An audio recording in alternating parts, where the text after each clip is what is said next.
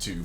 Welcome back to UniXTCG, and today we are actually going to talk about the elephant in the room for the One Piece community, and that is the difficulty in which most people are experiencing to get into the official prized out tournaments. So decided to go for more of a discussion piece throughout this time because it's a hot subject and a lot of people kind of grinding their gears over it or don't care or have solutions like miracle solutions, things like that. And so we just want to break it down and talk about it. Before we get into that, I do want to say that we are making some changes. Your boy has a TCG player affiliate link now, so if you ever want to help out the channel, next time you go to TCG Player to buy some singles, make sure you use my link. You can find it in the description. I'll also leave it as a pinned comment, and you can just click that link, go order your singles, and it'll give a little kickback to the channel, help support the community we have going on here in Universe X, so I appreciate it. Past then, you can always support the channel in other ways that are free, such as liking the video, subscribing to the channel if you haven't already, clicking that notification button. You can follow me on Twitter, Instagram, join the Discord, any of these things. And with that being said, just want to give a last reminder to people about the contest. I am giving away 2 Black Marine decks, and I can link that video as well in the description. So let's actually talk about these events, okay? So first and foremost, let's actually talk about what is the main driving force for these regionals. Now, regionals and treasure cups, when you're looking at these events, some card games like to have alt art prize cards, yeah? Some card games like to have just box support, maybe stamped cards. Sometimes it's just product if your game is going that hard. But with One Piece, what most people don't understand is that a lot of people who play this game are One Piece fans first, and then TCG players second. Then you have a bunch of people that play TCGs, but also like One Piece, and so it's a nice little meeting ground of those two passions. But there is a massively thriving collector's market for One Piece cards, to the point where alt arts are sometimes just too hot to hold on to. And when you come to the treasure cups, the first round of treasure cups, you're looking at the only place where you can get alt art choppers, alt art Usopp 2Ks, alt art starter deck Zoros, alt art Luffy leaders. And then you get the event packs, which have cards like Ace, Jinbei, which is actually usable, Sengoku, Uta, Bartolomeo, cards that have no other printings in any other places, okay? Besides the mats and whatnot. Then you move over to the regionals, and I'm looking at it right now. The regionals have promos that include Straw Hat Dawn that you can only get from these regionals. Alt arts of cards like Film Law, Kobe, the 3-drop Destruction, what we call Torpedo Sanji, the Sanji Rusher with no counter power from set 1. Actually, I guess it's from the starter deck. You got Teach from the the Crocodile deck, played in Doflamingo. You got Jack, the Ramper, and then you have a Charlotte Pudding card as well. All these cards are in unique artworks, and some of these cards you can't find anywhere else. Moving down to the promos that you get from these regionals, I'm actually looking at the top 3 that are reprints. You have a Raizo, you swing, you have 2 things tapped, you draw a card, 2 characters tapped. You have the Sasaki 2K, always used in purple decks, and you got the Suru 2K that can minus something's cost by 2. So these are all cards that are used as staples in their respective colors in alternate arts, the highest rarities. Then you have 3 cards that you can't find anywhere else. You've literally got the General Frankie, the Shonen Jump Monkey D. Luffy, the Sanji. These are collector's pieces, and you can only get them by joining these regionals. So this causes automatically an influx of people. Even if they don't want to compete, they're going to be in here in order to make sure that they can get in and just continue attempting to get these cards that you can't find anywhere else. And so when it comes to this, right, you're already gonna know that a lot of people are gonna flood these tournaments, and these tournaments are at 512 players. We've had a couple that are bigger, like in Texas, 1,000 people in person, but these online tournaments are really 512. That's may seem like a lot until you try to sign up for one of these things and all of these spots are taken up immediately. So here is kind of the thing that's going on, all right? You have people signing up for these things regardless of whether they're going to be able to go, all right? Because if people stay their first 3 rounds, they are going to be able to get their prizes. And so some people will just literally sign up $30 just for the promos, the entry promos, and they will just come to their first 3 and drop.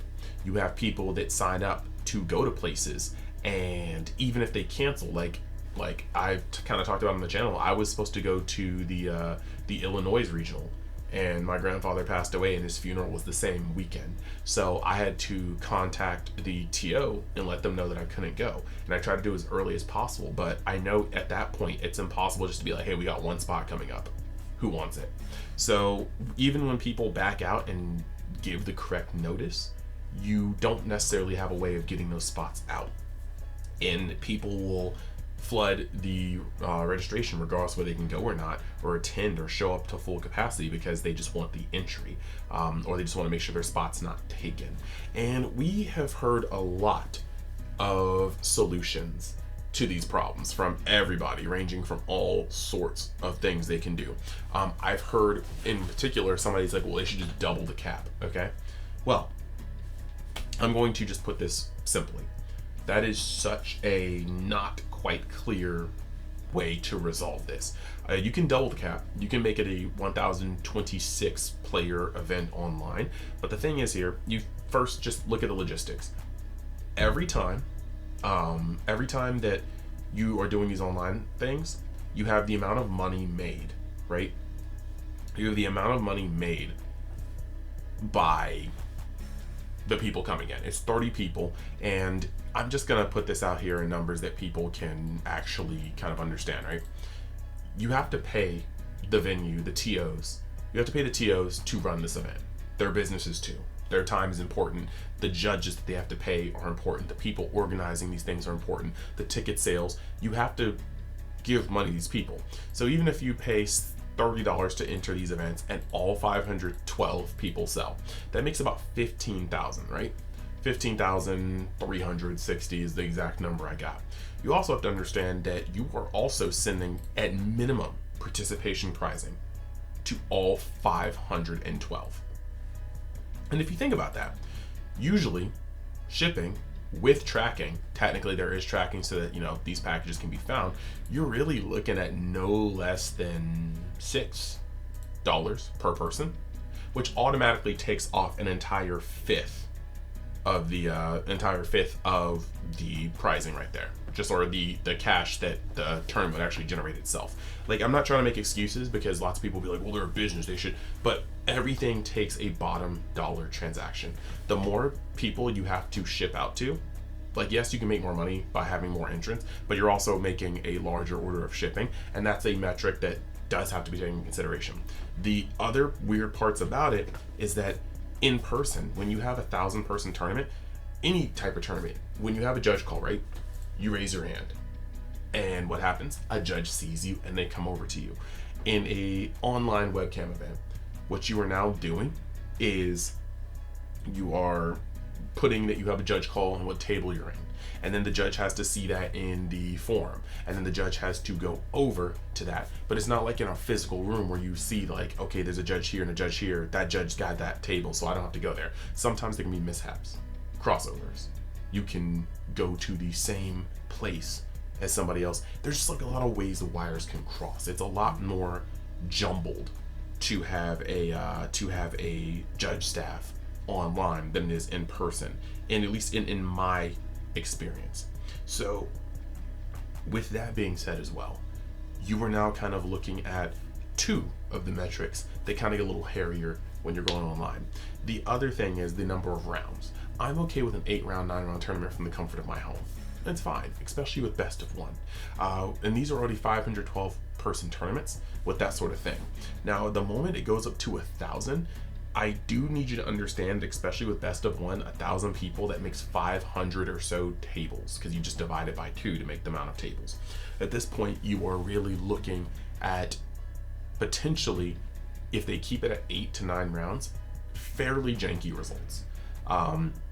Without Top Cut and 1,000 people, you are looking at a tournament that generally you could go X1 and still miss your Top Cut to get into mad prizing.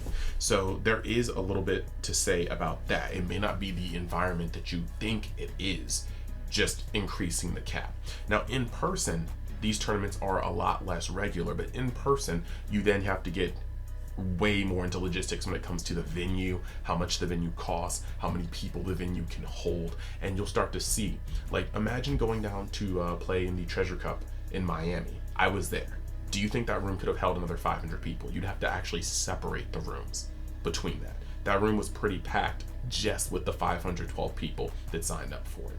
And you can get a bigger venue, but then that cuts into more of the cost that the TO has to go through in order to hold it. And like I said, it's still a business. It still needs to be sustainable. So we have heard some people just say just double it. And for many reasons, that is not as easy nor feasible as people would think. Still doable, not as easy and feasible as people would think. Some other people have said maybe we do a lottery, right? Like you sign up and then a bunch of people end up getting email notifications saying, hey, you got in. I can tell you right now, for me, since I tried to become self-employed and I no longer have like a out of my house job, you know, I go out for events and stuff like that. I go out for locals. I do DoorDash on the side because right now, like, you know, like that's that. And let me put out a disclaimer. I didn't get into any of these tournaments. I just didn't. I am so broke right now. I could not sign up for them. So, yeah, but like, basically, I didn't try to spring for these tournaments. So it's not like oh, I didn't get in and I'm mad. It's not like, oh, I got in, I don't care. I just simply haven't gotten into them. But a lottery system would make me feel almost worse. Like, yes, it's random, but lottery systems actually happened in the super pre-release tournaments. And those are really weird because you just sat around and sometimes you signed up for all three. And I got lucky and I got into two. I have a friend who got into all three. I have another friend who got into 0. And it just feels really bad when all three of you guys did the same thing around the same time and just the dice rolled and that happened. Yes, there are glitches right now. Yes, there are huge lines. Yes, it's sold out in 10 seconds. But the lottery system doesn't necessarily ease that pain. Some people get lucky, some people get shafted, and the pain and frustration will be there with people regardless. So honestly, I am trying to think of solutions that would make sense.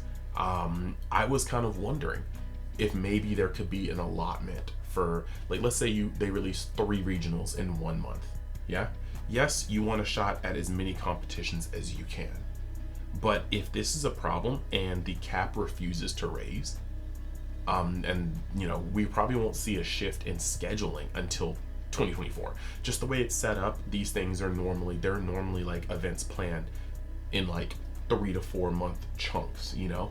So really, realistically, we need to see a major overhaul probably in 2024 because that's a new fiscal year, things like that. But the point is, my question here is, how would people feel about a limit to how many events you could be at in a month? If the cap won't raise, I think potentially, and I know this is going to be hard to track, like, look, you can't say BCC ID because everybody can make a new one. You can't just be like, you need to show an ID at the player meeting. That'd be weird. People could see your ID number at the player meeting. That would just be weird. And that would also put a lot of strain on the judges. 512 people's IDs needing to be verified sucks. But maybe, like, hear me out, if you get into top cut pricing, like if you get higher than entry, I think that's 128 or top 50%, whatever. If you get into that 128, maybe the ID verification could be shown. And that in person, it's as easy as showing it when you get your pricing. Online, a judge can step in with you after the placing and confirm that your ID matches. If that could happen with a penalty of potentially getting suspended if you show up for more than one of the 3 or 4 regionals in a month, that could perhaps do something. I think. Like, yes, it would suck that you can't just sign up for 3 regionals and play in 3 regionals.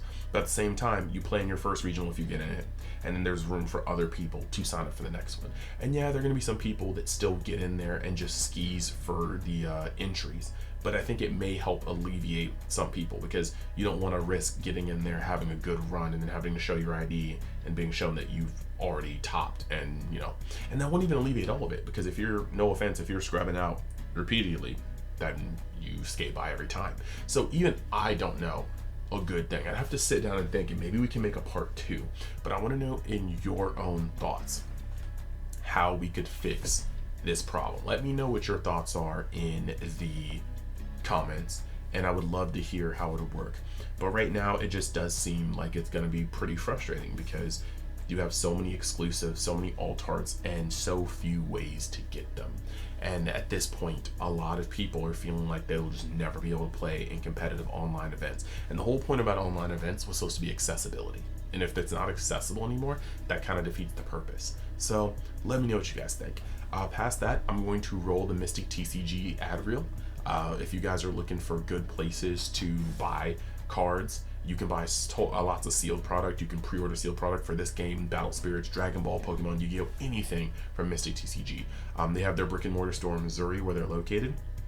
And if you want to sell to them, you can do that over Facebook. If you want to buy singles, just make sure you use my affiliate link in the description or in the comments, and just go crazy on their store.